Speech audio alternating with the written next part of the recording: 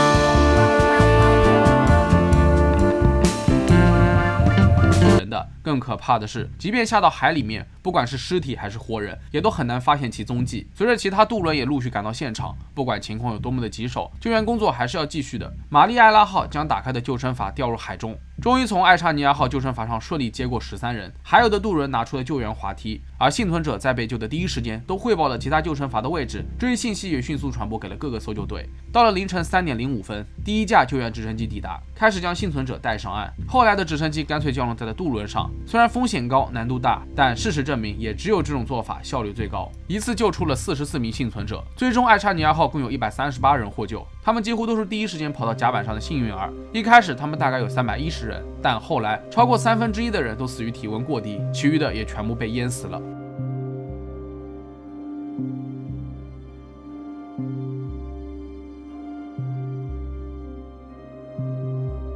事故发生后的第2天，瑞典、爱沙尼亚和芬兰政府同意成立联合事故调查委员会。官方的态度也一致认为，当务之急是打捞船只和尸体。然而，几个星期过去了，没有一丁点动静。家属们甚至怀疑所谓的救援计划是假的，政府压根就没有想过要打捞尸体。果不其然，12月15日，瑞典政府宣布不会进行任何打捞行动，这意味着爱沙尼亚号和遇难者们将永远地留在大海当中。要知道，852名遇难者当中，有超过500人都来自于瑞典，幸存者大多都为年轻力壮的男性，反而像老人、妇女和孩子这些弱势群体就没有这么幸运了。而瑞典政府这番冷漠的态度也着实令人心寒。据说挪威有几家潜水公司都表态，愿意以低廉的成本价帮助他们打捞尸体，但全部被拒绝了。相反，瑞典政府倒是迅速聘请了一家专门处理水下核废料的打捞公司，打算用混凝土和砾石掩盖爱沙尼亚号。很快，这一做法彻底激怒了幸存者和死者家属。政府尚未给出一个明确的调查结果，就要匆忙地掩埋爱沙尼亚号，显然是不符合常理的。1996年4月，由于家属抗议不断，埋葬沉船的工作被迫叫停。11月开始，联合事故调查委员会开始调查残骸现场，调查人员全面接受了受损情况，并从船体区域采集样本，调查船内情况，采访幸存者。1997年，联合事故调查委员会发布了官方公告，指出爱沙尼亚号沉没的原因是船首遮阳板因巨浪拍打而变得松动，导致其所失效。随着大量的海水涌入汽车甲板，船体失去了稳定性，最后整艘船都倾覆于大海。然而，有关于沉船事故的报道和处理方法，许多幸存者和死者家属都表示非常愤怒，他们完全不相信官方的说明，而且急需要一个真相来解释事发当晚究竟发生了什么。为何这么大的一艘船能够在35分钟之内完全沉没？据了解，有幸存者表示，事故发生前就有听到巨大的爆炸声，像是船撞上了什么东西，而且在船倾斜之前，其实船上就已经有多处出现渗水的情况，与官方调查报告并不相符。而最关键的是，在2000年的时候，有人未经授权就下潜到了沉船残骸，并进行调查，意外发现了爱沙尼亚号的右舷破了一个大洞，因此他们推断当时船上肯定有爆炸物。而对于这些怀疑，政府从未回应过，很大程度上助长了阴谋论的产生，并且失去了公众的信任。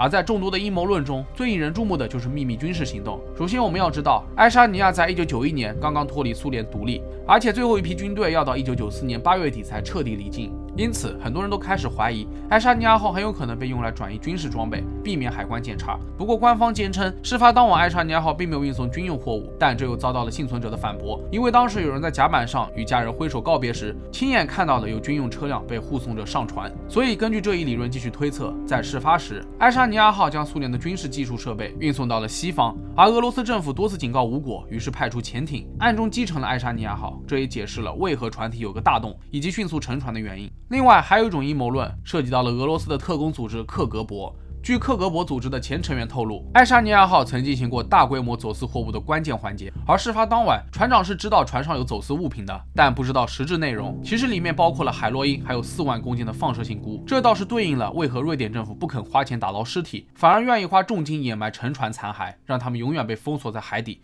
据推断，爱沙尼亚号之所以沉船，是因为走私者威胁船长，命令他打开船头遮阳板，把卡车上的货物通通倒入大海当中。在这过程中，又因为狂风暴雨，最终导致的沉船。实际上，关于爱沙尼亚号船体大洞是如何形成的，科学家们也花费了大量时间和精力去研究。结果意外发现，沉船残骸所在的海洋表面和海底附近有相当强劲的洋流。另外，根据收集到的数据，他们也观察到水流氧气和电导率存在着高度可变性。未来，如果这些数据都与沉船的3D 数字模型相匹配，那足以说明该区域的水流氧气和盐度导致了船体的移动和腐蚀。一直以来，官方仍然一口咬定事故发生的原因是船头遮阳板的锁失效了，导致水淹汽车甲板并迅速倾覆船只。除此之外，报告还指出是船员行动不利、警报延迟、驾驶台缺乏引导以及未能点燃求救信号弹。但真相真的如此吗？谁又能保证整件事情当中完全没有其他势力参与其中？而瑞典、俄罗斯、爱沙尼亚等政府又是否隐瞒了关键证据？爱沙尼亚号客轮是真的被用来运送违禁物品和军事装备的？